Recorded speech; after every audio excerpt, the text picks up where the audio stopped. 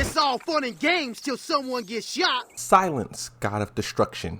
The Moonsault Slayer is talking. For those of you who aren't on Twitter, this is a meme that's going around. Whenever someone who's not that high of a rank is trying to tell the pros or the God of Destructions what's best, what's good, what's bad, you know how it is. The people without the skill talks the most. The Moonsault Slayer is one of them. But in this video, I want to talk a little bit about Yoshimitsu and Arslan Ash. He has been doing some incredible things since he showed up in Tekken 7. We could talk about how he put an entire region, entire country on the map.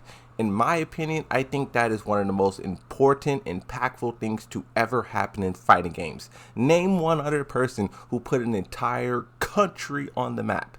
Arslan Ash is a legend for that. Now, Tekken 7, he dominated. Defense was his game. Nee said the only way to beat him is by confusing him. 50-50s, mix-ups. If you remember, one of the first people to beat Arslan was a Kazuya. 50-50 Vortex. A little bit later, Jimmy J. Tran also beat Arslan with mix-ups and confusion. The developers must have been paying attention to that because they said they tailored the Tekken 8 to basically counter the pros. They played a super defensive, waiting for life to happen and then reacting style, and they were like, no. We want this game to be aggressive. And now when we got our hands on it, we seen that aggressive meant 50-50s. Mix-ups. So that seems like it was supposed to be Arslan Ash's kryptonite. Now, while he didn't win immediately, like Chikrin won the first major tournament, there was some times when Arslan and Nee played, and I think Nee came out on top just by a little bit. 10-8 might have been the score. So Arslan didn't get off to the best start, but by no means was he trash. He was playing characters who were good, and he was playing them incredibly good. If you talk about the list of players who we were sitting back and wondering how are they going to adapt to the new meta, Arslan Ash was far up there, and I think so far he's proven all the doubters wrong. He's been placing like top 8 every tournament he went to, but just recently, the most current tournament to happen, OBT, that's not a part of the Tekken World Tour, it's just his own thing this time around, but he won it with Alyssa. All of Twitter was saying it was no competition, and if you watched it for yourself, it most certainly was. If we take a tweet here from Spaghetti Rip, it says, didn't take long for Arslan to start winning stuff again. Arslan says almost 5 months. Now, what I think is interesting about Arslan Ash is that he's very upfront. It reminds me of like a Kobe Bryant. Kobe Bryant would tell you what move he's going to do, how he's going to do it, and then it's your job to guard him, to block him, to stop him.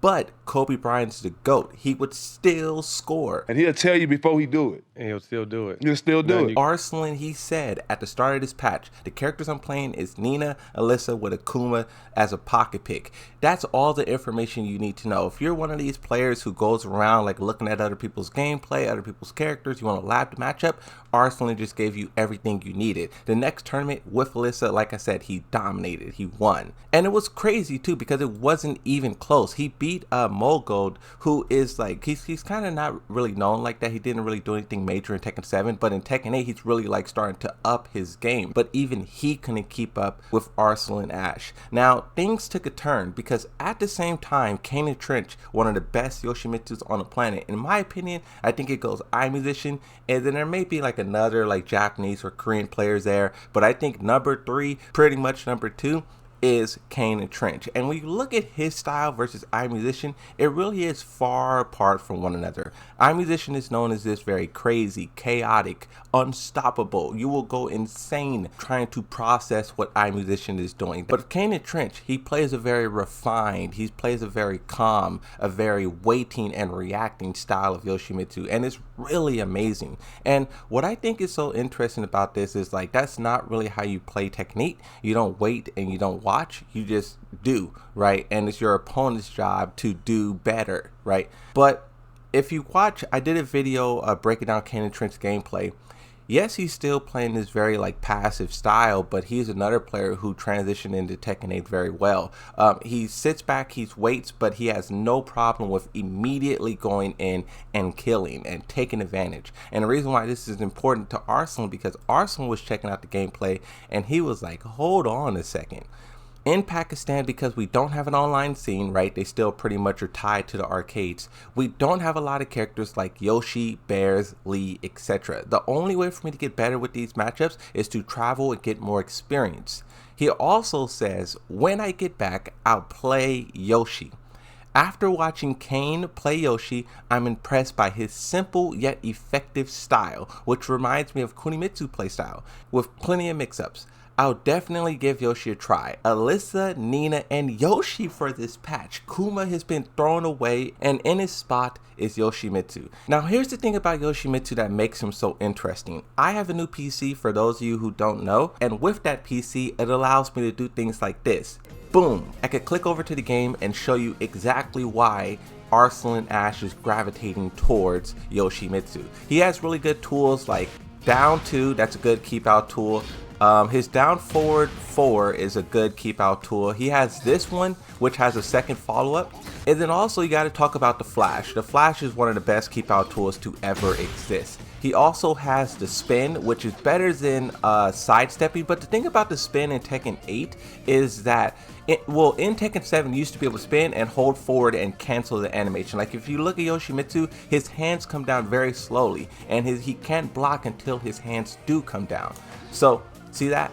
In Tekken 7, you used to be able to dash forward out of that and cancel it just to make the spin even faster. You can't do that in Tekken 8. So basically, these are the tools that Yoshimitsu has that makes his keep out very strong. And Kane and Trench uses a lot of these tools to basically dominate the opponent. And then the thing about him in Tekken 8, he got a lot, he got crazier stuff. He got so much other stuff on top of what he already had as a defensive turtle, and those two things in combination makes him very, very effective. No matter if you're talking about online and tournament, the guy is serious. If you look at a tweet from Spaghetti Rip, he says all Yoshimitsu players are pretty much carried, and at this point, I can't disagree. Yoshimitsu is definitely powerful. The guy probably will get nerfed in the next update. Alyssa will probably get nerfed. Nina get nerfed. I wonder if they'll nerf Kuma. But seeing that Arslan Ash is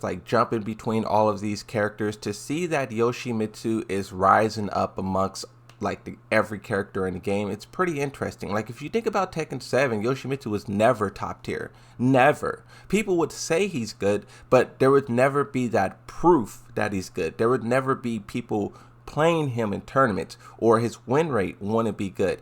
In Tekken 8, you have all of the evidence to show that this guy is a monster, and Arslan Ash wanting to switch over is incredible. And what I want to see too out of Arslan is how good is his Yoshimitsu. Yoshimitsu is a very specialist character. Yes, anyone can pick him up and learn him, but a lot of his moves is situational, and it takes a lot of time, a lot of playing, a lot of understanding to know about all of these situations. And I'm not saying Arslan can't do it, I'm just saying it's going to take a lot of time to do it. Yeah, I'm just excited to see that Yoshimitsu's at the forefront of the conversation, even though it means he's going to be nerfed whenever they decide to do an update again. Me personally, I don't care about that. I don't care about my character being powerful. I love Yoshimitsu regardless.